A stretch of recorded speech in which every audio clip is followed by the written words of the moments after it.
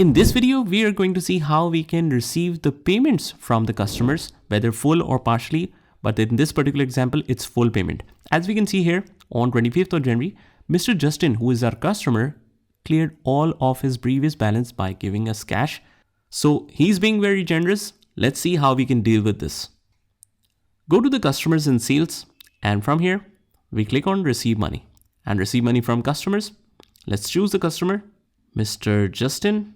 First of all, we fill in all of these details, like if they have any reference number, we have any received number, we can mention all of these details. We can change the date, and let's change the relevant account to we are receiving payments in cash. So let's change it to cash. Make sure you change it.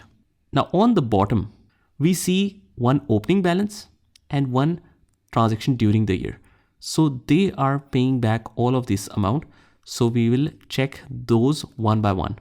So click on the pay on the first one and on the second one as well. Now, if you want to post this one as a description, you can post it here as well. Let me just do that like this. And on the second transaction as well.